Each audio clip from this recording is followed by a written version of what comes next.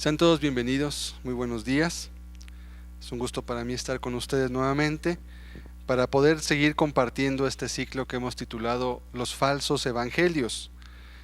Y para poder comenzar quisiera que leyéramos Gálatas capítulo 1 versículo 8. Gálatas capítulo 1 versículo 8. Dice la Escritura: Mas si aún nosotros o un ángel del cielo os anunciare otro evangelio diferente del que os hemos anunciado, sea anatema. Leo una vez más.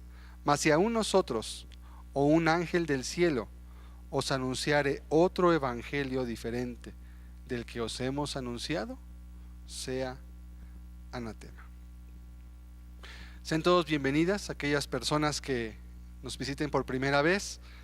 Hemos repartido algunas invitaciones esperando que pueda ser una bendición para su vida estos estudios y nos puede ayudar a entender sobre todo las bases bíblicas que algunos de estas doctrinas tienen, el sustento del cual pretenden formarse, y poderlas a su vez examinar a la luz de la Escritura para entender lo que es correcto.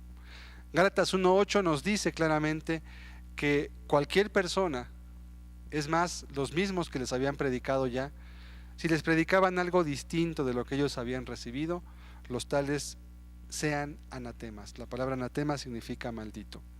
Y esta ocasión tocaremos otro falso evangelio, otra doctrina que da esperanzas falsas a quienes la abrazan. Me refiero al evangelio de salvo siempre salvo, también conocido como la doctrina de que la salvación no se pierde. Como en los temas anteriores, estaremos examinando los textos en los cuales pretende validarse esta doctrina, y después estaremos viendo también cómo están descontextualizados y cómo se utilizan para comprobar cosas de las cuales la Biblia no está hablando. ¿Qué es esta doctrina de salvo siempre salvo? Es la creencia de que cuando una persona obtiene la salvación de su alma, ya no puede perderla jamás, sin importar las cosas que haga, incluso si con alevosía rompe la ley de Dios.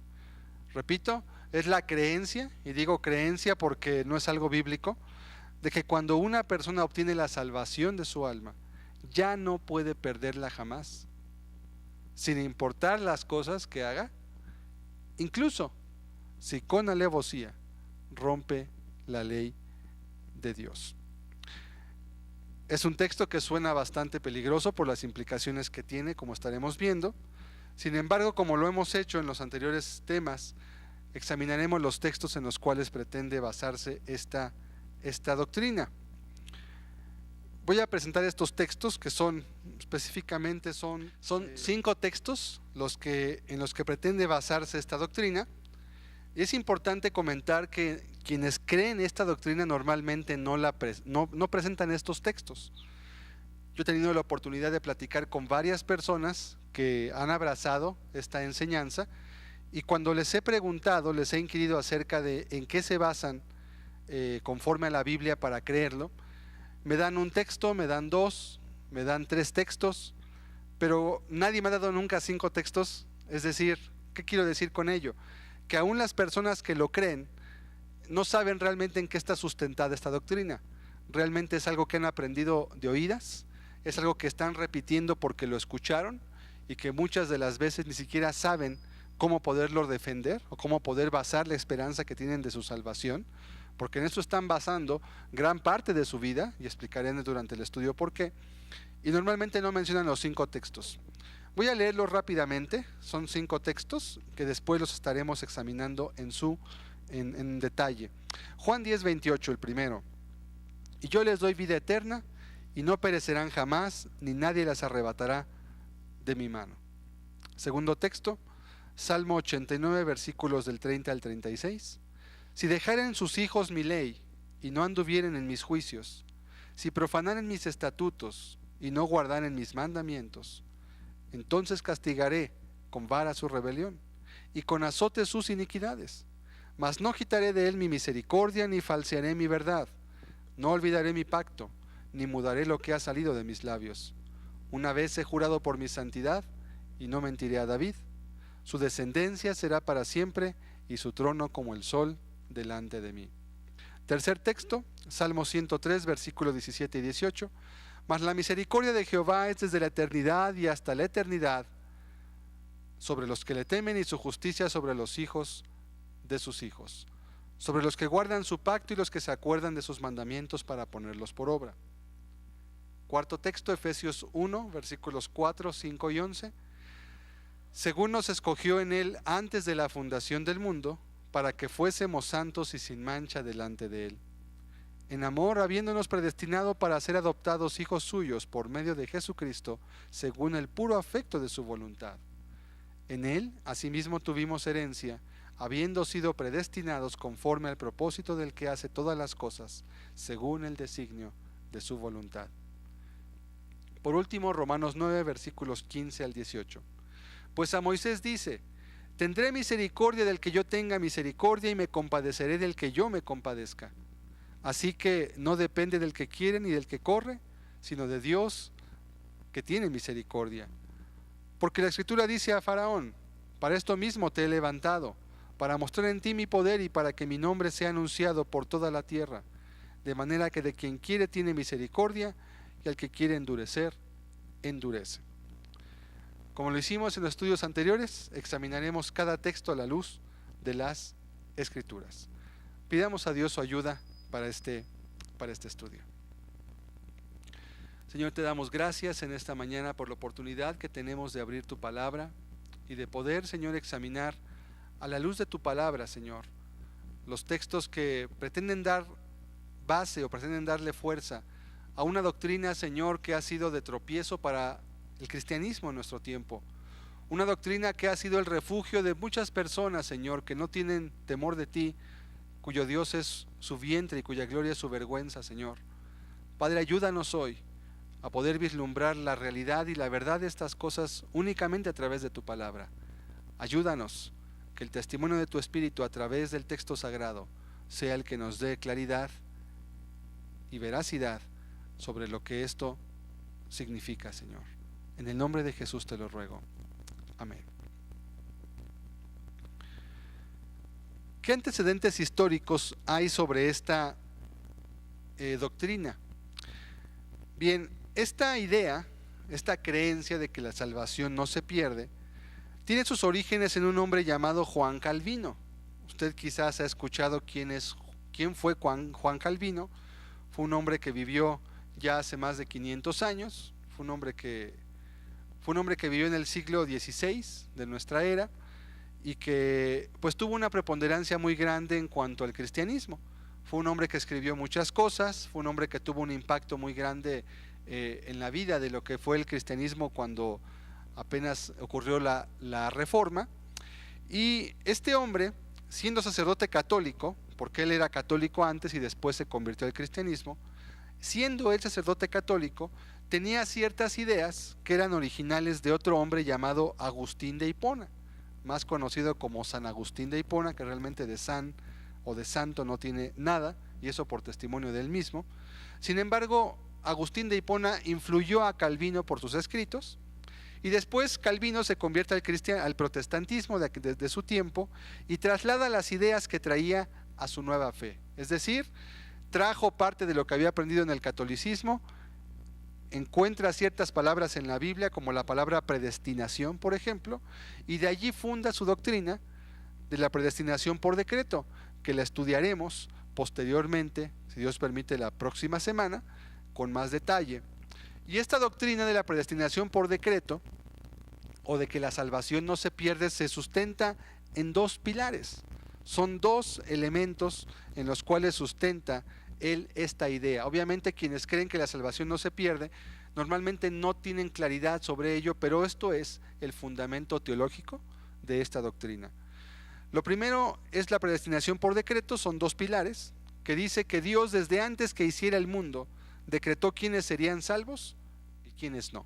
No me quiero meter mucho en este tema porque será el tema que nos ocupe el próximo estudio.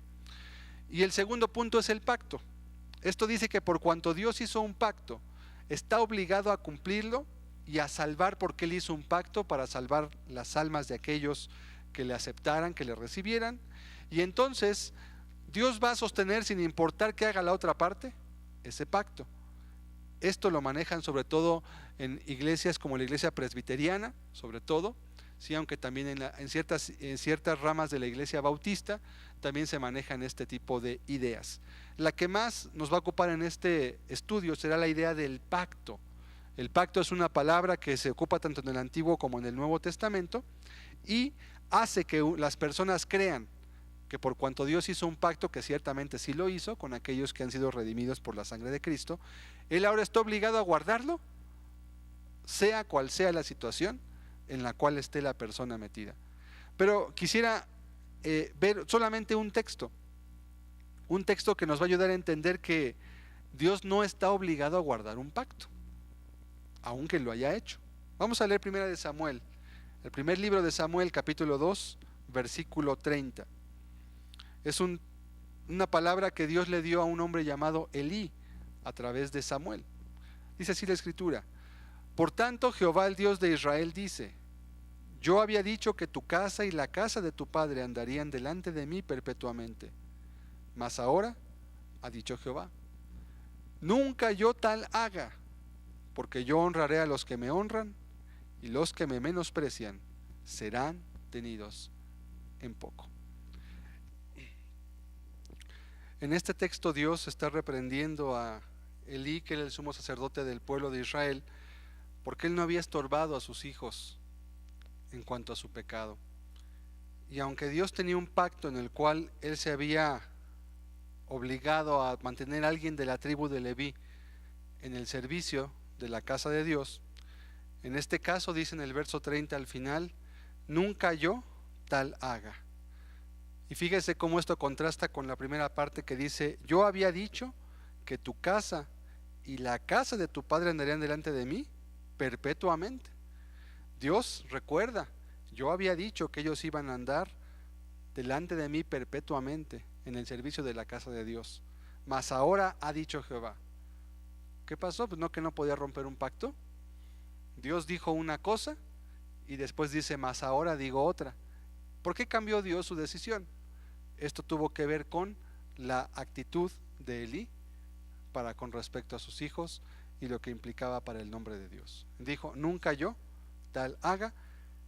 Y si usted continúa leyendo la escritura, verá que capítulos más adelante Elí fue muerto, sus dos hijos fueron muertos, y hasta ahí fue la última persona de la casa de Leví que tomó el sumo sacerdocio.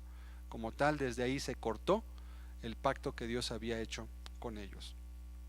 Este texto es muy importante porque nos quita de la cabeza el mito supuesto de que ahora Dios tiene que hacer lo que Él ya dijo que va a hacer. Haga lo que yo haga porque Él dijo, y Él no puede negarse. Y esto es una falacia, como estaremos viendo en este estudio. La iglesia, además, históricamente hablando, otro punto por el cual el aspecto de que el salvo siempre salvo no es lo que hoy se quiere pretender que sea, es que la iglesia, históricamente hablando, siempre estuvo de acuerdo en las características de una persona salva, cosa que hoy en día es casi un enigma. Es decir, pues la gente no sabe ni qué es ser cristiano, porque lamentablemente hay pocos testimonios de personas que con su vida, con sus palabras, con sus hechos testifican el cristianismo. Independientemente de si la salvación se perdía o no, esto era una constante en quienes defendían ambas posiciones. Es decir, tanto las personas que creían que la salvación no se perdía, como aquellas que creían que sí se podía perder, ambas tenían un común denominador. Ambos estaban de acuerdo en cómo vivía una persona salva. Algo semejante a lo que ocurrió como cuando hablamos del tema de acepta a Cristo, que aunque las personas creían que aceptar a Cristo era sinónimo de salvación, y realmente lo era, no por la frase, sino por los frutos que había en la persona, había un común denominador. Las personas sabían que quien aceptaba a Cristo vivía así, así, así y así, cosa que hoy en día no existe. El estándar es, como la Biblia lo enseña, la santidad. Voy a dar 4 ejemplos solamente para que tengamos claridad en ello. El número 1 es de Juan Calvino, el mismo Juan Calvino, que fue quien introdujo esta doctrina de la predestinación, de la cual se deriva el que es salvo siempre salvo. Él creía que si una persona, y decía que si una persona no vivía una vida santa, no podía ser cristiano. Jonathan Edwards, que fue un gran predicador del siglo XVIII, él creía que la salvación no se perdía, pero también hacía un fuerte énfasis en la vida santa del cristiano. Jorge Whitefield, que fue un hombre que creía que la salvación que creía que la salvación también no se perdía, tanto Jonathan Edwards como Jorge Whitefield creían que la salvación no se perdía, pero él también decía que si no vivías una vida santa, usted no podía ser salvo. O sea, ok, la salvación no se pierde, pero si usted no vive de esta forma, usted no puede llamarse a sí mismo cristiano y está perdido porque no vive la vida de un cristiano. Carlos Spurgeon, conocido como el predicador de la gracia, también creía esto mismo. Su mensaje era claro: la salvación no se pierde, decían ellos, pero si no vives en santidad, no eres salvo. Esa es la gran diferencia de hoy en día, porque la mayoría de la gente que enseña esta doctrina, esta enseñanza, lo usan como un pretexto precisamente para evadir la santidad. Es decir, aunque yo no viva de una manera recta, justa o santa, como dice la Biblia, no importa, porque una vez salvo, siempre salvo. Este es el grave error y es la importancia de conocer el contexto histórico de las doctrinas, así como estudiamos en el caso de la Acepta Cristo. Es decir, estos hombres de los cuales hablé hace un momento creían que la salvación no se perdía, pero creían que un cristiano era una persona que vivía en santidad. Hoy en día no es así. Juan Wesley, que él creía que la salvación sí se perdía. ¿Y por qué cito estos nombres? Porque son nombres reconocidos, son nombres de cristianos que han sobresalido en la historia por su predicación, por su vida, por el legado que han dejado. Juan Wesley decía que la salvación sí se perdía, pero estaba de acuerdo con Whitefield, con George Whitefield, que ellos fueron contemporáneos, vivieron en la misma época y predicaron en la misma época. Ellos estaban de acuerdo en el estándar de un cristiano. Whitefield creía que la salvación no se perdía y que precisamente por eso no se perdía, porque la persona vivía en santidad. Por eso la salvación no se perdía. Entonces vemos cómo esta pequeña diferencia, que realmente está en el centro del asunto, hace que todo cambie por completo. Sí es cierto, hubo grandes cristianos que creían que la salvación no se perdía, pero sabían que el cristiano vivía una vida en santidad. Y hoy en día, precisamente ese punto de la vida santa del cristiano es el cual ataca frontalmente esta doctrina. Es el punto en el cual aquellas personas que creen que la salvación no se pierde, precisamente quieren invalidar. Quieren decir, bueno, no importa cómo yo viva, no importa lo que yo haga, porque yo ya estoy salvo, y una vez salvo, siempre salvo. Ese es el grave error precisamente. Y para ello quiero definir brevemente qué es la salvación. Es una definición bíblica muy sencilla, usted la puede leer en el texto que va a estar en la pantalla. ¿Qué es la salvación? Un estado de perdón y gracia, o sea, favor con Dios, que nos libra del infierno, o sea, del castigo, y nos otorga el derecho al cielo en la vida futura y en esta vida comunión con Dios. Es una definición bíblica, una definición definida por un servidor en cuanto a lo que es la salvación. Es un estado de perdón y gracia. ¿Qué es un estado? Un estado es algo en lo cual yo estoy en este momento. Por ejemplo, yo ahorita estoy en un estado, podríamos llamarlo con una ropa formal, pero después puedo cambiarme a una ropa deportiva, o puedo cambiarme una ropa casual. Es un estado en el cual estoy en este momento. Entonces la salvación es un estado, algo en lo cual la persona vive. No es un título, no es una hoja que dice, aquí dice que yo soy salvo y por eso soy salvo, o porque yo hice tal cosa hace tiempo, ya por eso soy salvo, o como algunos dicen, como yo acepté a Cristo hace tanto tiempo, por eso ya soy salvo. No, la salvación es un estado. No tiene usted un documento que le acredite la salvación.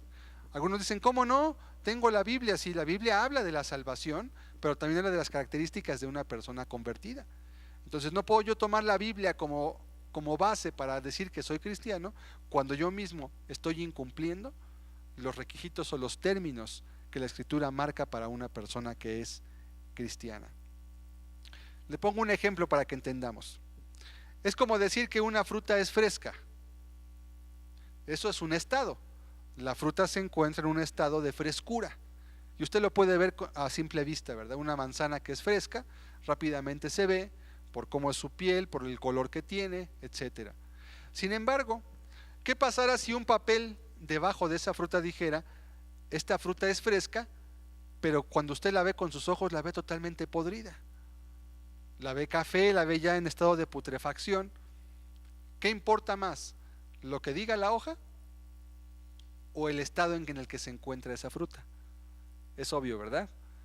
El estado en el cual se encuentra. Es más, si usted va al mercado y ve una fruta que dice fruta fresca el letrero, pero atrás ve fruta echada a perder o ve fruta que ya está a punto de pudrirse, usted no la compra. Dice, bueno, ahí dice que la fruta es fresca, pero yo estoy viendo que la fruta no es fresca. Estoy viendo que esa fruta ya está en un estado próximo a la descomposición. Eso es un estado. Entonces, cuando una persona dice que es salva porque un texto en la Biblia dice tal cosa, pero el estado en su vida, la forma en la cual vive, lo que todos podemos captar a simple vista con nuestros ojos, nos testifica lo contrario a lo que dice la Biblia, ¿qué podemos deducir? Pues esa persona, quién sabe si sea cristiana. Y es más, lo más seguro es que no sea cristiana. Y si alguna vez fue cristiana, pues ya no lo es, o cayó de la gracia, como veremos más adelante, y está en un estado lamentable. ¿Entendemos?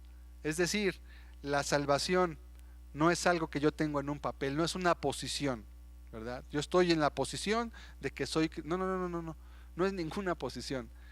La salvación es un estado de vida en el cual una persona que cree mantiene esa fe, y por esa fe su vida es afectada completamente en todo su entorno. Y las condiciones para la salvación son dos. Según Marcos 1, versículos 14 y 15, dice la Escritura: después que Juan fue encarcelado, Jesús fue a Galilea predicando el evangelio del reino de Dios, diciendo: el tiempo se ha cumplido y el reino de Dios se ha acercado. Arrepentíos y creed en el evangelio. Las condiciones para ser salvos son dos: arrepentimiento y fe en Cristo. Un arrepentimiento para con Dios y fe en el Señor Jesucristo. El requisito no es aceptar a Cristo, no es decir yo estoy en la posición de que soy salvo, o yo tengo ahorita esta no, es arrepentimiento y fe. Arrepentimiento y fe. Vamos a ver los textos en los cuales pretende basarse este falso evangelio. Número 1, Juan capítulo 10, versículo 28. Cuando usted le pregunta a alguien, a ver, ¿cómo sabes tú que realmente una vez salvo siempre salvo? Y este es el texto que más a menudo citan las personas. Dice así la Escritura: y yo les doy vida eterna, y no perecerán jamás, ni nadie las arrebatará de mi mano. Dicen, ¿ya ves?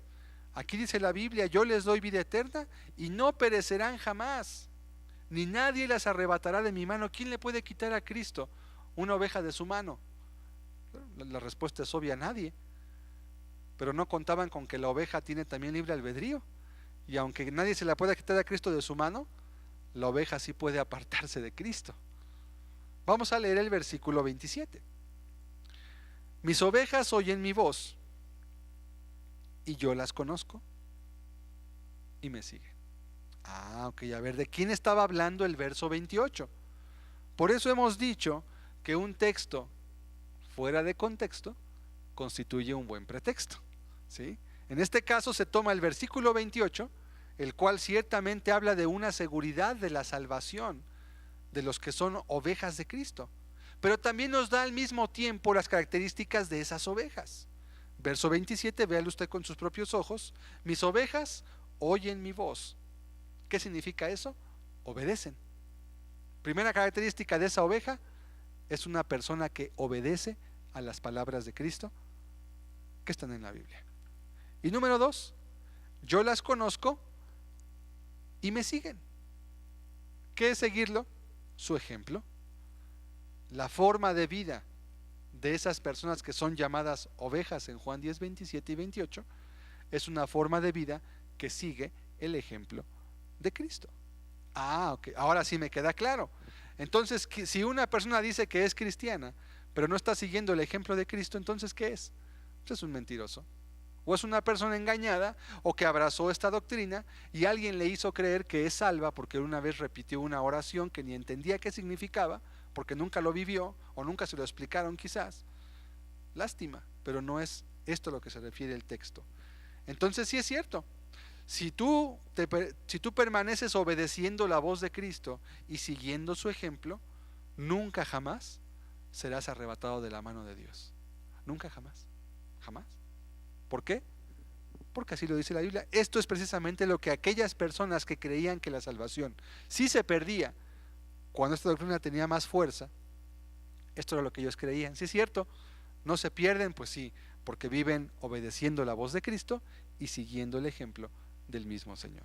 Ok, vamos a ver el segundo texto.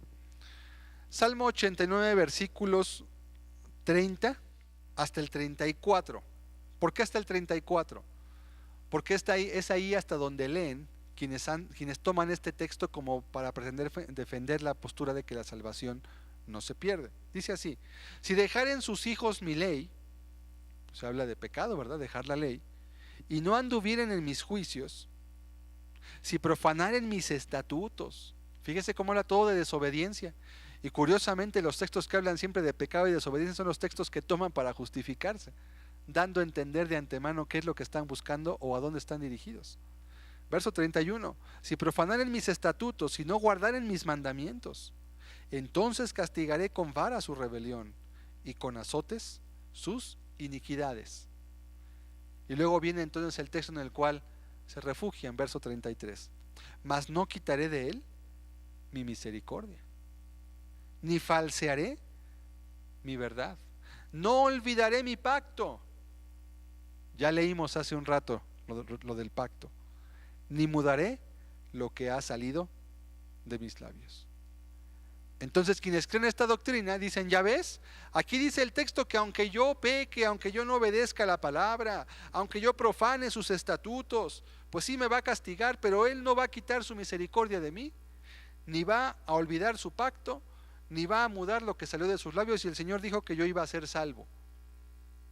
Ah, bueno, vamos a acabar de leer el texto, solamente 2 versículos más. Verso 35: una vez he jurado por mi santidad y no mentiré a David. A ver, entonces ¿de quién está hablando este texto? Este texto está refiriéndose a David, que David sabemos que fue rey de Israel, pero también es un tipo del Mesías. El verso 36 nos ayuda a comprender por completo la promesa. Verso 36: su descendencia será para siempre, y su trono como el sol delante de mí. ¿Qué es esto entonces? Un texto fuera de contexto, porque esta promesa la está dando Dios a David. Y ciertamente Dios cumplió su palabra, porque hasta el día de hoy, de la descendencia de David, está en el trono de Israel. ¿Quién está en el trono de Israel? Jesucristo, el Hijo de Dios. Está en los cielos intercediendo por los suyos, por el Israel espiritual, y aún a la espera de que el Israel físico también llegue el tiempo de su redención. Entonces sí, Dios tenía un pacto. Ahora, ¿ese pacto significó que no habría consecuencias para David por los pecados que él cometió? Claro que no. Simplemente Dios cumplió la promesa de que habría por la eternidad un descendiente del linaje de David en el trono de Israel, y eso Dios lo cumplió. Él no falseó su palabra, como dice. Sin embargo, David también cometió varios pecados, y los hijos de David fueron muy perversos, la mayoría de ellos. Léalo usted en la escritura, en los primer libro y segundo libro de Samuel, la historia de los reyes de Israel y de Judá, y verá cuántos de estos reyes se salvaron y cómo la mayoría se perdieron. No obstante, ¿cumplió Dios su promesa? Sí, porque esta promesa no iba dirigida específicamente a David como persona, sino al tipo de lo que significa David, el Mesías de Israel, Jesucristo, el Hijo de Dios. Entonces no es un permiso para pecar porque Dios no va a quitar su misericordia de mí. Vea cómo le fue a los hijos de David. Sí, es cierto, Dios perdonó a David por su pecado, aunque estuvo a un punto, estuvo a poco de no perdonarlo por su maldad. Dios perdonó a David ciertamente, pero toda la familia de David, sus hijos, acabaron en juicios terribles, aunque nunca faltó quien se sentara en el trono de Israel. Ese fue el pacto. Dios no quitó su misericordia de David, pero tampoco significó que él no fuera a castigar su pecado ni todo lo que había hecho. Entonces usted puede ver en este texto la deshonestidad de quienes aplican este pasaje de la Escritura a sí mismos, cuando es un pasaje que habla de David como el tipo del Mesías de Israel. Tercer texto, Salmo 103, versículo 17 y 18. Dice la Escritura: mas la misericordia de Jehová es desde la eternidad y hasta la eternidad. Hasta aquí lo leen las personas que justifican o quieren creer que la salvación no se pierde. ¿Qué dicen? Que la misericordia de Jehová es desde la eternidad y hasta la eternidad. Y amén, yo diría que la misericordia de Jehová realmente es desde la eternidad y hasta la eternidad. Sí es cierto, pero si acabamos de leer el texto, viene la parte que ya no les gusta mucho, porque dice: sobre los que le temen y su justicia sobre los hijos de sus hijos, sobre los que guardan su pacto y los que se acuerdan de sus mandamientos para ponerlos por obra, dice el verso 18. Sí es cierto, la misericordia de Jehová es para siempre sobre los que le temen, sobre los que guardan su pacto, los que le obedecen y se acuerdan de sus mandamientos para ponerlos por obra.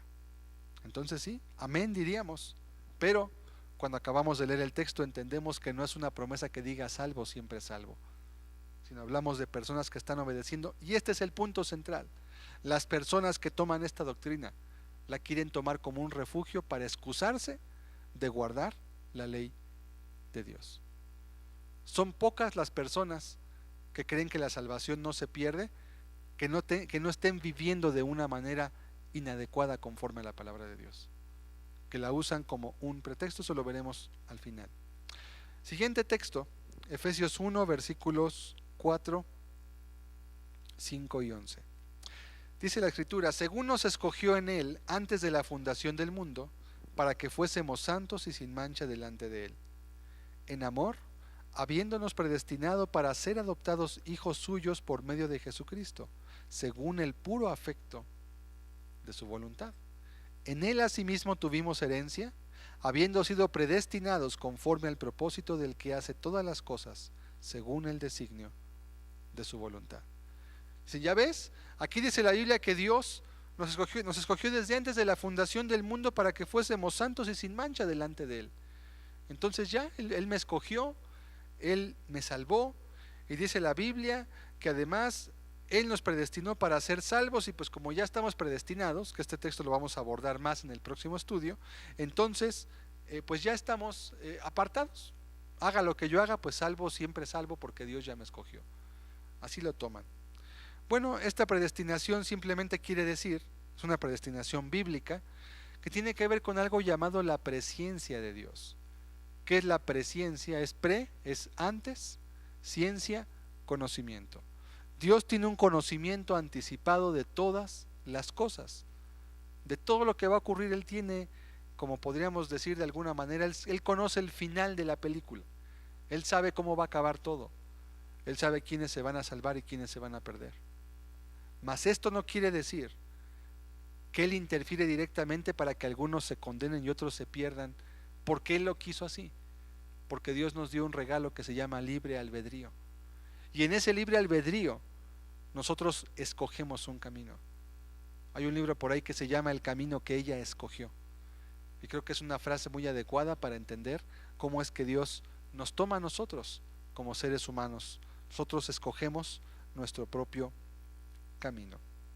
¿Qué quiere decir este texto? Simplemente que Dios de antemano sabe las cosas que van a ocurrir, mas no quiere decir que Él se meta y Él de una manera arbitraria mueva todas las cosas de tal manera que entonces nadie pueda hacer nada porque Él ya dijo algo. No, Dios nos concede libre albedrío. Si no, no hubiera mandado a morir a Cristo, no tendría caso. Podría haber hecho que nadie pecara si fuéramos robots, pero no somos robots. somos seres que tenemos la facultad de poder elegir nuestros caminos. Y el quinto texto dice, pues a Moisés dice, tendré misericordia del que yo tenga misericordia y me compadeceré del que yo me compadezca. Así de que no depende del que quiere ni del que corre, sino de Dios que tiene misericordia. Y después habla acerca de Faraón, el texto que leí al comienzo, y para muchos es un triunfo pensar, ya ves, Dios ya sabe las cosas. Sin embargo, este tema lo vamos a tocar después con mayor claridad. Solamente quiero adelantarle una cosa, que cuando Dios hace algo para con el ser humano, Él siempre respeta su voluntad.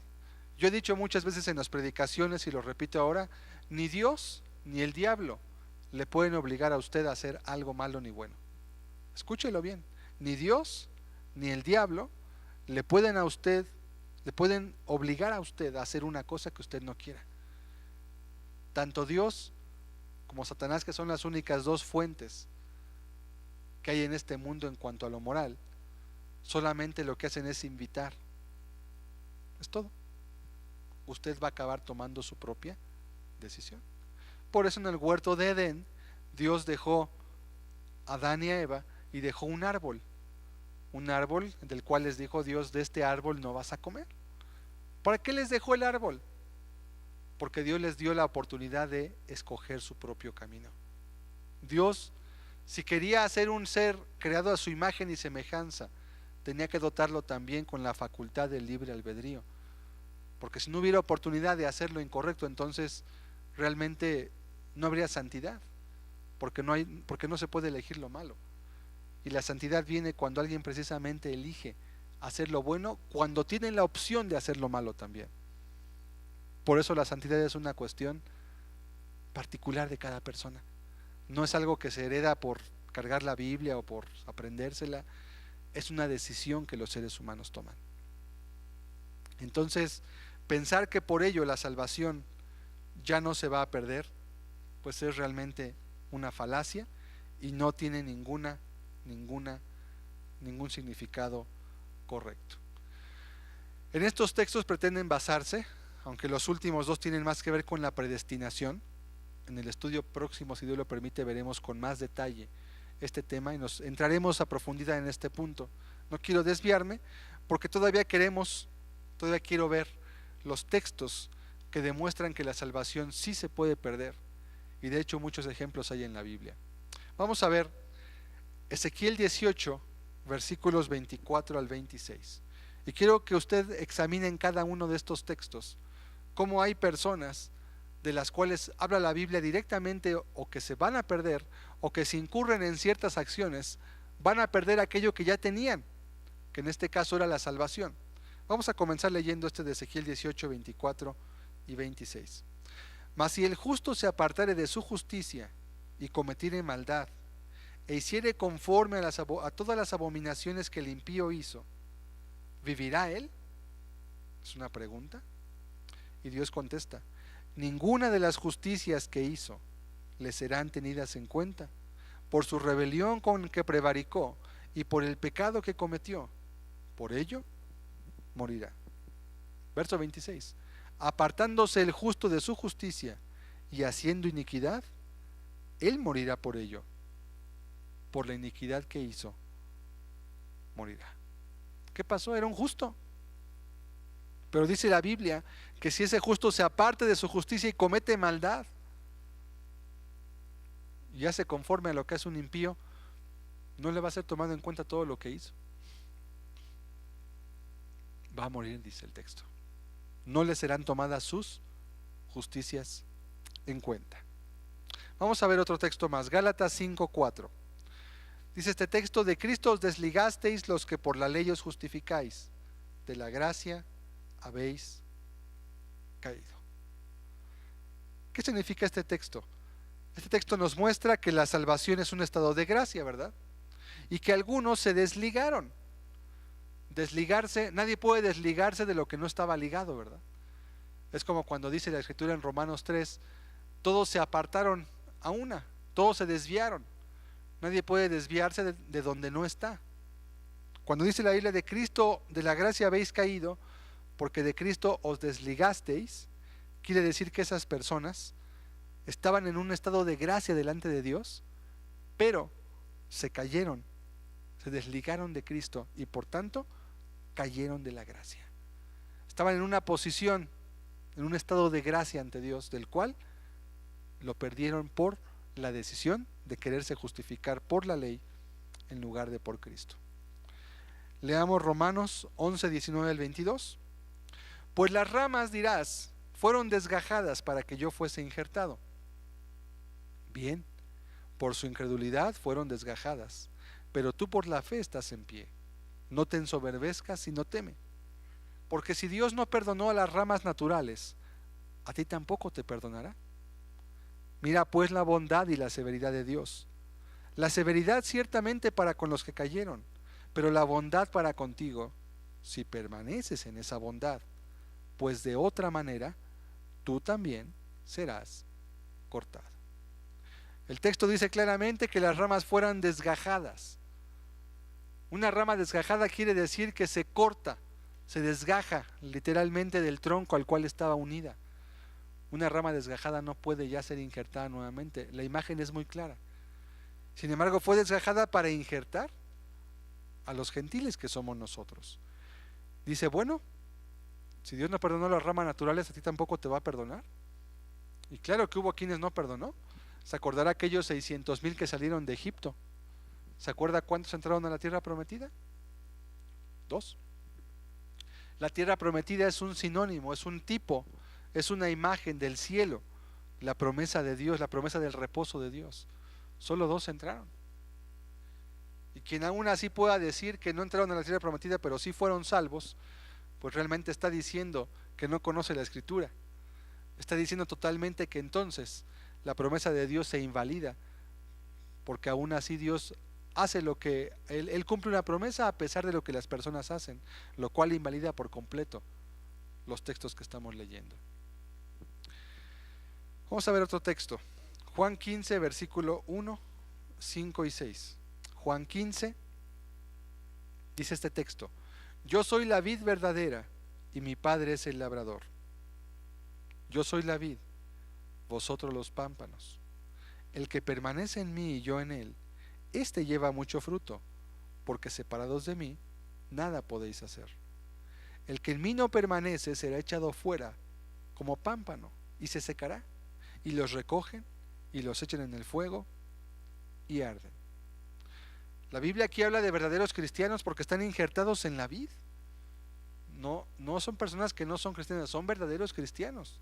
Pero dice este texto que si estas personas que están injertadas en Cristo, no en una iglesia, no en una denominación, sino en Cristo, que es la única condición en la cual alguien puede ser cristiano, dice que esas personas les advierte que si no permanecen, verso 6, léalo usted: el que en mí no permanece será echado fuera como pámpano y se secará. Y los recogen y los echan en el fuego y arden. Que es un tipo muy claro del infierno, congruente con Romanos 11, lo que leímos hace un momento. La advertencia, ¿sí? Mira la bondad de Dios, pero permanece en esa bondad. No vayas a echar de ver esa bondad y vayas a perder todo lo que Dios ha hecho en tu vida. Es una advertencia. ¿Qué nos muestra este texto?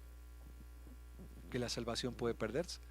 Si no, ¿para qué diría que la vid, para qué diría que estos pámpanos injertados en la vid los pueden después secar, recogerlos y echarlos al fuego y arder? Siguiente texto, 1 Corintios 8, versículos 9 al 11. Dice la Escritura de la siguiente manera: pero mirad que esta libertad vuestra no venga a ser tropezadero para los débiles.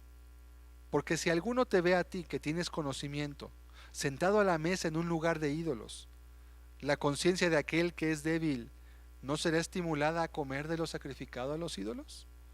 Y por el conocimiento tuyo se perderá el hermano débil por quien Cristo murió. Es interesante este texto porque habla de una persona débil, pero es un hermano, no es una persona que está congregándose, no, habla de un hermano débil.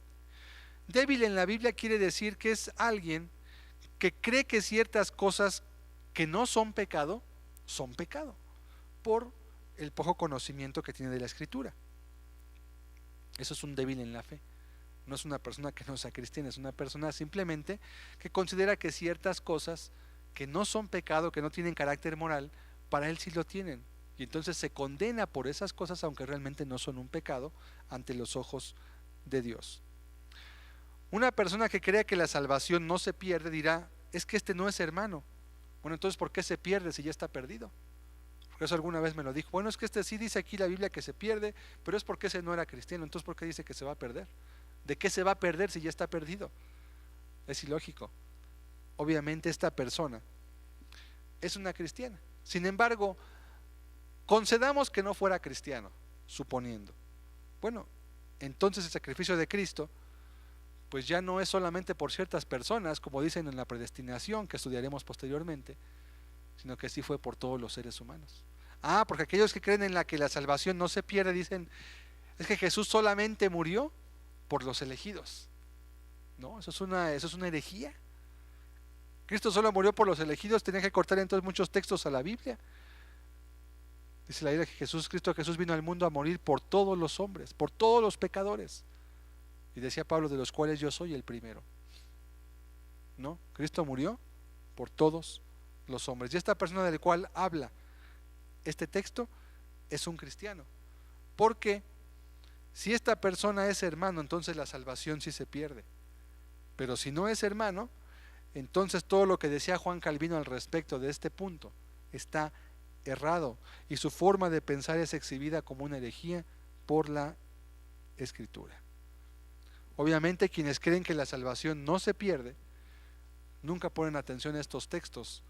O como alguna persona alguna vez me dijo, es que la Biblia pareciera decir que la Biblia pareciera decir que la salvación sí se pierde. Yo le decía, pues es que no solo lo parece, es que así lo es. Si leemos la Biblia sin prejuicios, sin estar buscando que se acomoda a lo que yo creo, la entenderemos con más claridad. Siguiente texto, 2 de Corintios 6:1. Así pues, nosotros como colaboradores suyos, os exhortamos también a que no recibáis en vano la gracia de Dios.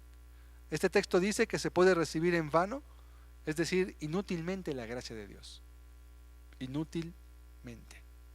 Siguiente texto, 2 de Corintios 13, versículo 5.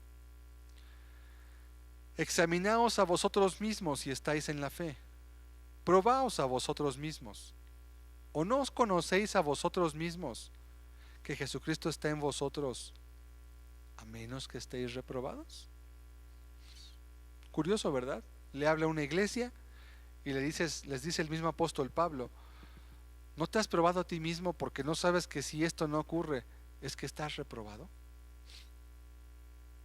Son parte de una iglesia, son gente justa, son cristianos. Y les está exhortando a que se examinen a ellos mismos. Siguiente texto, Santiago capítulo 5 versículos 19 y 20. Hermanos, si alguno de entre vosotros se ha extraviado de la verdad y alguno le hace volver, sepa que el que haga volver al pecador del error de su camino, salvará de muerte un alma y cubrirá multitud de pecados. Fíjese cómo el texto dice, hermanos, si alguno se ha extraviado de la verdad entre vosotros. ¿A quién va dirigido el texto? A las iglesias. Es una de las epístolas llamadas universales. Eran cartas que se leían en todas las iglesias donde iban llegando. No iban dirigidas como las de Galacia, ¿verdad? Carta a los Gálatas o carta a los Efesios. No. Estas son las epístolas universales. Se leían en todo lugar donde hubiera una congregación de gente justa, de cristianos. Y el apóstol les dice, hermanos, si alguno de entre vosotros se ha extraviado de la verdad, habla de una persona que se extravió de la verdad, y añade, y alguno le hace volver, por sus palabras, porque le aplicó Mateo 18 para con él, porque le reprendió de su pecado. Dice el verso 20, sepa que el que haga volver al pecador del error de su camino, salvará de muerte un alma. ¿Cómo que la va a salvar de muerte? Si salvo, siempre salvo. No, la Biblia no se equivoca. Si el texto dice que va a salvar de muerte un alma, es porque esa persona se iba a perder eternamente. Porque las almas no pueden morir, las almas son eternas, a menos que lleguen a la muerte eterna de la cual habla Apocalipsis, en la cual una persona es separada eternamente con Dios por toda la eternidad. Sepa, dice la Escritura en Santiago 5, versículo 20, sepa que el que haga volver al pecador del error de su camino, salvará de muerte un alma y cubrirá multitud de pecados. ¿Sí? Va a salvar de muerte un alma. Porque la salvación se puede perder. Entonces tenga mucho cuidado, usted que le han dicho y cree que la salvación no se pierde y funda en eso. El vivir la vida que está viviendo, tenga cuidado. Porque todas estas palabras tendrán una trascendencia para la eternidad. Siguiente texto, Hebreos 3, versículo 6. Pero Cristo como hijo sobre su casa, la cual casa somos nosotros, si retenemos firme hasta el fin la confianza y el gloriarnos en la esperanza. Fíjese cómo este texto, el cual está hablando acerca de una promesa en este texto, dice, solamente me quiero centrar en la condición, si retenemos hasta el fin la confianza y el gloriarnos en la esperanza. Vemos cómo la cual casa somos nosotros, o sea que somos el cuerpo de Cristo, está hablando este texto, dice, sí, somos su cuerpo si retenemos firme hasta el fin la confianza y el gloriarnos en la esperanza. Hay una condicionante, y el punto aquí es que las personas que creen que la salvación no se pierde, han quitado las condicionantes. No es que Dios no te pone condiciones, es que Dios te recibe así como tú eres, así Dios te acepta como eres. Así, tal cual, tal cual, tal cual. Hay himnos muy hermosos, hay cantos que hablan acerca de estas verdades también, pero que hoy han sido malinterpretados. Hay un texto que dice, tal como soy de pecador, sin más confianza que el Señor. ¿Qué quiere decir este texto? ¿Que la persona vive en pecado? Para nada. Tendría usted que ver la forma en cómo vivían esos cristianos, en cómo sufrían las pérdidas de sus posesiones, las persecuciones que recibían.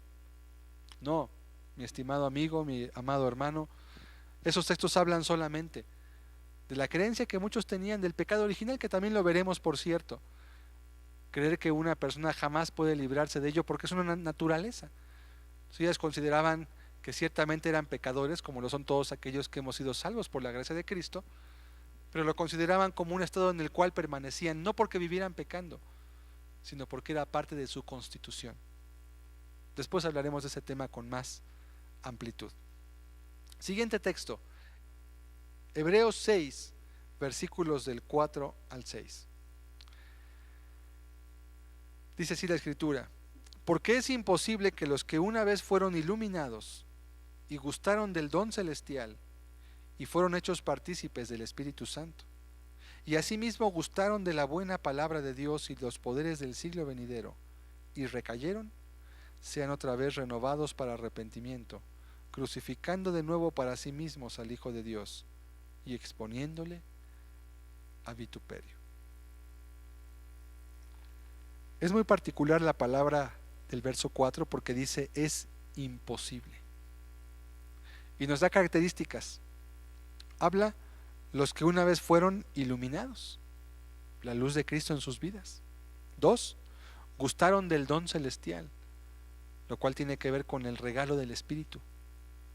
3, fueron hechos partícipes del Espíritu Santo en sus vidas.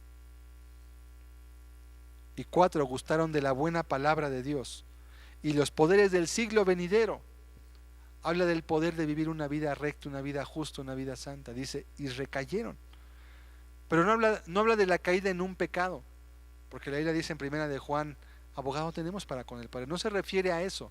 No habla de la caída excepcional de la cual hemos hablado. No habla de la posibilidad del pecado que está presente en la vida de cualquier cristiano. No. Aquí está hablando de recaer al estado anterior. Habla de una persona que vuelve al estado en el cual estaba antes de venir a Cristo, que de manera abierta echa por tierra todo lo que Cristo hizo por él y se vuelve al pecado otra vez. Dice, es imposible que esas personas vuelvan a ser renovadas para arrepentimiento, exponiendo o crucificando de nuevo para sí mismos al Hijo de Dios y exponiéndole a vituperio. Esto es lo que en la Biblia se conoce como la apostasía.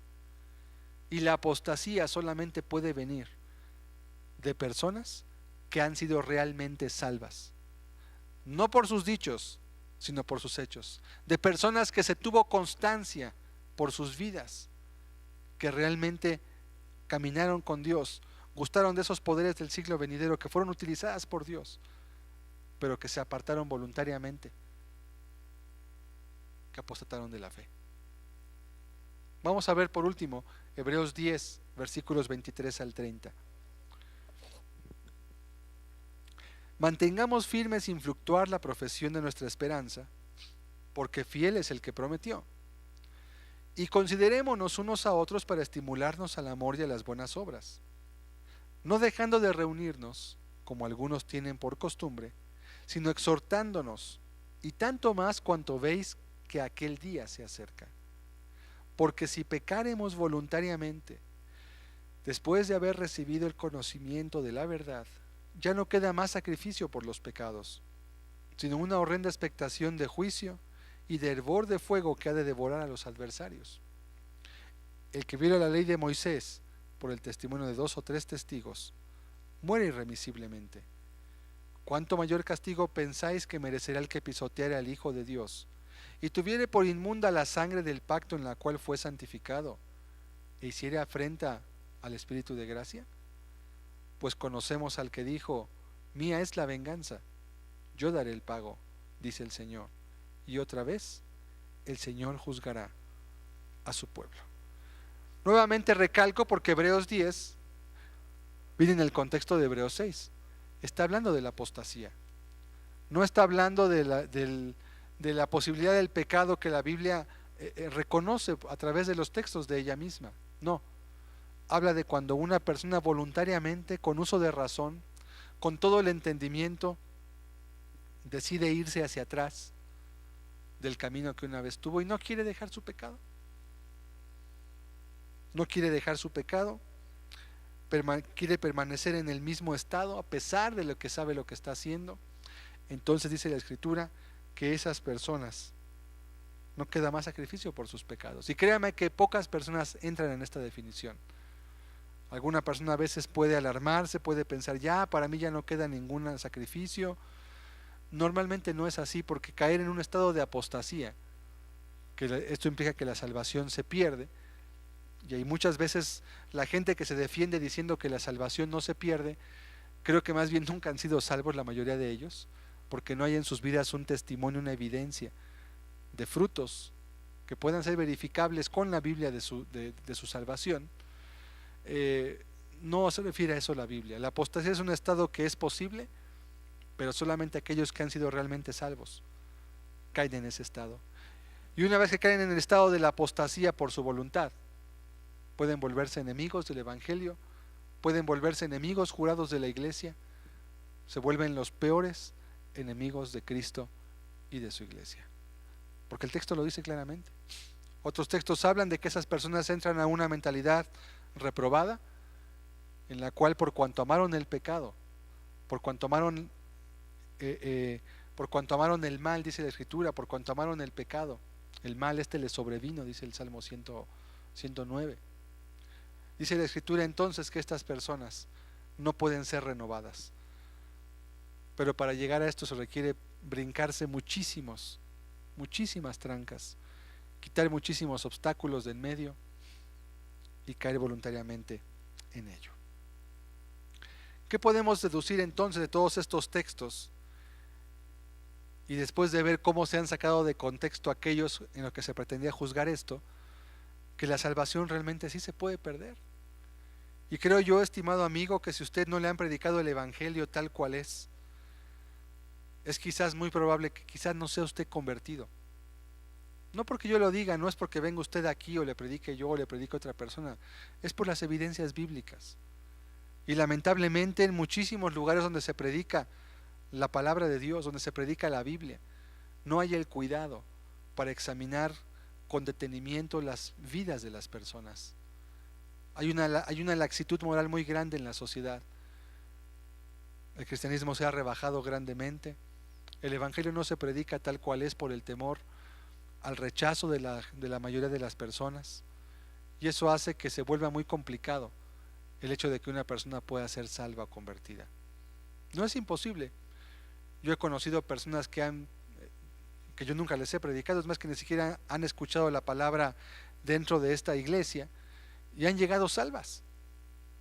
Sin embargo, después de un tiempo, por la falta de cuidado, por el evangelio diluido, a veces por la ausencia del Espíritu en los lugares donde se les está predicando, las personas se enfrían y llegan a perder de vista la visión clara acerca de lo que deben vivir.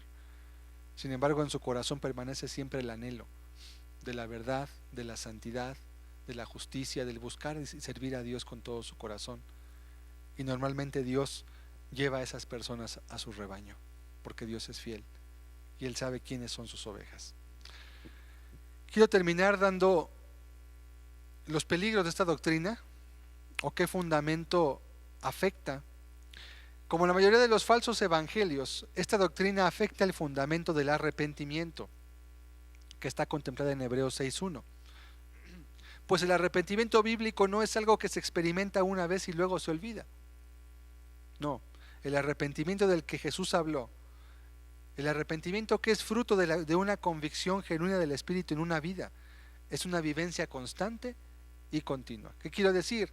Que cuando una persona se arrepiente, no puede decir yo me arrepentí hace 8 años y ya por ese arrepentimiento que tuve ya estoy bien. No, el arrepentimiento se hizo hace 8 años quizás, tomando este ejemplo hipotético, pero la persona sigue viviendo su arrepentimiento día tras día, porque cada día decide apartarse de aquellas cosas que sabe que son pecado.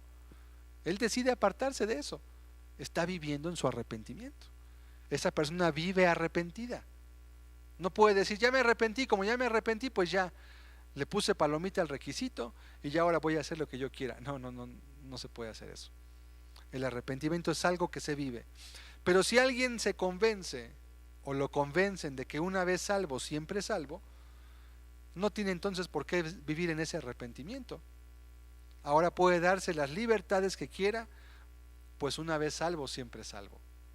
Esto genera confusión, incredulidad y tropiezo entre quienes no son cristianos y aún entre quienes quieren serlo, porque dicen para ser yo de esta manera o para vivir como tal persona, mejor así me quedo.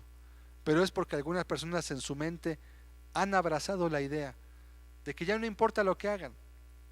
He llegado a platicar con personas que creen en esta doctrina y realmente he visto algo que es muy preocupante. La persona a veces parece ya no razonar correctamente. Recuerdo que platiqué una ocasión con una persona que creía y defendía a capa y espada esta doctrina. Estuve platicando con ella mucho tiempo, razonando, le di muchos textos, le hice ver que sus razonamientos no eran bíblicos, no eran correctos, pero al final seguía defendiendo la doctrina, a pesar de que la Biblia decía una cosa.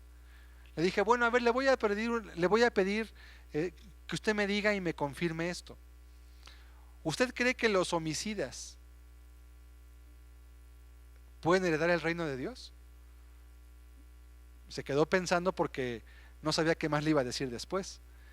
Y me dijo, ¿a qué se refiere? Le digo, no, nada más contésteme. Si usted cree que una persona que mata a otro o que se mata a sí mismo puede heredar el reino de Dios. Me dijo, pues no. Dije, pues claro que no, porque la Biblia dice que no. Ningún homicida tiene parte en el reino de Dios. Ahora le voy a pedir que usted me diga, Saúl fue un hombre ungido por Dios, ¿verdad? Sí, Saúl fue un hombre ungido por Dios, porque estábamos hablando acerca de Saúl. Ok, bien. ¿Y sabe usted cómo murió Saúl? Sí sé. Recordará que él se suicidó. Dice la Biblia que él mismo se echó sobre su espada y se mató a sí mismo. ¿Sí?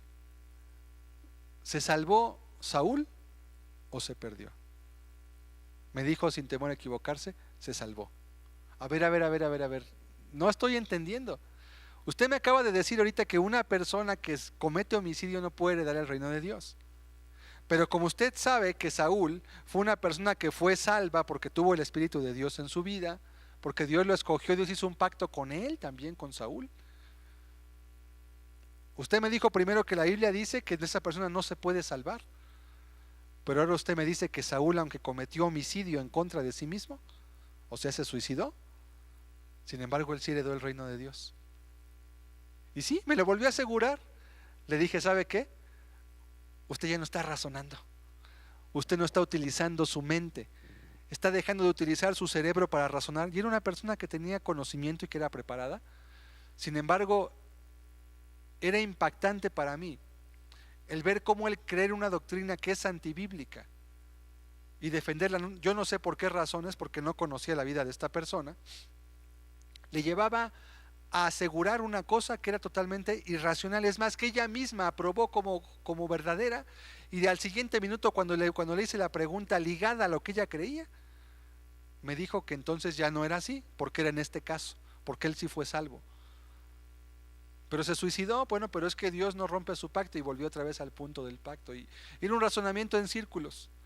Pero entonces usted está ignorando la Biblia, le dije. Después de esa ocasión que platiqué con esta persona, le dije, ¿sabe qué? Creo que no tiene ningún caso que sigamos platicando, porque yo quiero poner la Biblia como mi máxima autoridad, y usted quiere poner sus creencias como su máxima autoridad. Creo que nunca nos vamos a entender, y esa fue la última ocasión que hablé con esta persona con respecto a este tema. Y lamentablemente, muchas personas caen dentro de ese círculo. No sé si sea por justificarse a sí mismas, no sé si sea porque han cometido pecados muy graves y quieren pensar que ya como una vez aceptaron a Cristo nunca van a poder perder su salvación, o no sé si sea porque quieran justificarse de seguir viviendo como quieren. ¿Cuál es el uso más común que se le da a esta doctrina? Así como en los estudios anteriores, esta doctrina lleva al antinomianismo a quienes la abrazan. Antinomianismo, les recuerdo, quiere decir anti, contra, nomos, ley. Personas que están contra la ley de Dios, personas que se ponen directamente en contra de la ley y que de una u otra forma quieren justificarse en su derecho de no guardar los mandamientos de Dios. Aunque algunas personas yo sé que no tienen la intención de estar pecando y justificarse por decir que la salvación no se pierde, sin embargo, al predicarse un evangelio diluido, rebajado y sin poder para salvar, muchos se amparan en esta doctrina para que cuando sean reprendidos respecto a su manera de vivir, entonces puedan decir, yo soy cristiano porque una vez acepté a Cristo, y una vez salvo, siempre salvo. Así que no me digas nada. Yo estoy salvo, yo estoy bien, y cualquier duda es del diablo, y no me hagas dudar porque yo ya una vez fui salvo por la sangre de Cristo, y la salvación ya no se pierde. Son generalmente personas de índole presbiteriano, bautistas. Algunas personas lo llegan a creer en otras denominaciones, aunque no está tan arraigado como en ello. Algunas ramas, al no manejarse en muchas iglesias un estándar bíblico respecto a lo que es la salvación, cualquiera que hace profesión de fe es aceptado como cristiano, sin antes probar sus frutos por la veracidad del evangelio, sin antes probar sus frutos conforme a la Biblia, sino solamente creyendo a sus palabras. Esta doctrina concuerda en sus peligros con aquella del acepta a Cristo, porque pone una falsa esperanza en aquellas personas que la abrazan. O bien se convierte la iglesia en una cueva de ladrones, o esta doctrina se transforma en una licencia para pecar. Mi amado amigo, mi amado hermano, la Biblia nos dice que la salvación sí se puede perder. Cristo nos exhorta que nos mantengamos firmes hasta el fin en la profesión de esta esperanza. Si usted es cristiano, Dios le exhorta que usted camine y se mantenga en esa senda hasta el final. Y Dios promete que Él le va a ayudar. Dios promete que Él va a estar a su lado para que llegue hasta el final. Esa es la promesa que Él dio. Pero esa promesa está sujeta a nuestras decisiones. Esa promesa está limitada, está completamente sujeta, está condicionada a que nosotros también hagamos aquello que Él nos ha desde antes encomendado. Yo no sé cuántos tengan esta idea en su corazón, yo no sé cuántos puedan despertar en este estudio y darse cuenta que están fundamentados en un evangelio falso, en un evangelio de mentira que les va a llevar a la perdición eterna. pero hoy es un buen día para reflexionar y sobre todo ver la Escritura. Hay muchos más textos que nos muestran que la salvación sí se puede perder. Por falta de tiempo no los podemos ver, pero estos son los más importantes, que dejan ver en claro que el común denominador de la Escritura es que la salvación se puede perder. Cerremos nuestros ojos, por favor. Quisiera que meditara brevemente en este estudio. ¿Cuántas personas pueden estar siendo engañadas? ¿Cuánta gente puede estar amparándose en algo que no tiene validez en la Escritura? ¿Cuántas personas pueden estar de alguna manera poniendo su confianza en algo que no les puede dar salvación? Qué importante es comprender esto, mi amado amigo. La salvación es un regalo muy precioso de parte de Dios. Es algo inmerecido por cualquier ser humano, inmerecido. Pero Dios en su amor lo brinda a aquellos que hacen conforme a su palabra, que la guardan. Pero al mismo tiempo nos advierte de que podemos perder ese privilegio si no somos cuidadosos. Está el caso de Saúl, está el caso de Saúl, está el caso de los 600,000 en el desierto que quedaron postrados. Hay muchos casos en la Biblia de personas que perdieron su salvación, que se extraviaron en el camino siendo personas que tuvieron a su alcance, estuvieron tan cerca de la puerta de la salvación. Está el caso de Judas. Hay muchos casos en la Biblia que nos sirven como advertencia a nosotros, dice la Biblia, quienes han alcanzado los fines de los tiempos. Y tristemente la mayoría de las personas se justifican en la frase salvo siempre salvo, para vivir de una manera desordenada, para justificar sus pecados, para extraerse de la obligación de arrepentirse y vivir en ese arrepentimiento. Y por eso acuden a esta doctrina. Pero hoy podemos ver, conforme a la Escritura, que no es bíblica, que es antibíblica de hecho, y que provee un refugio de mentira. Y Dios se queja contra su pueblo y dice: ay de mi pueblo que oye la mentira, que le gusta oír la mentira, que le gusta que le digan palabras halagüeñas, que le gusta escuchar lo que quiere oír.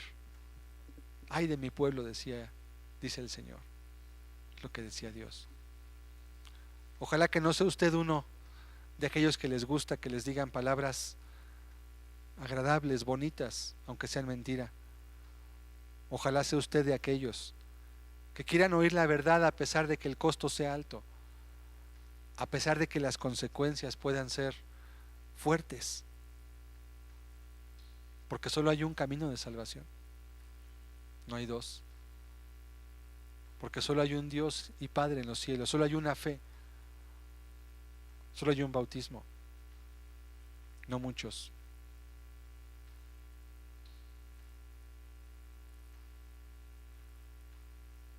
¿Se pierde la salvación? ¿No se pierde la salvación? Creo que la Biblia nos lo deja muy en claro. Creo que la Escritura ha sido amplia en mostrarnos una determinación al respecto de ello. Demos gracias a Dios para despedirnos de esta reunión. Te damos gracias, Señor, porque tu palabra nos ayuda a comprender y a diferenciar entre lo santo y lo profano. Tu palabra nos ayuda, Señor, a mirar con claridad y poder diferenciar aquello que es de lo que no es. Tu palabra es el ancla más segura a la cual podemos recurrir para mantenernos firmes en un camino.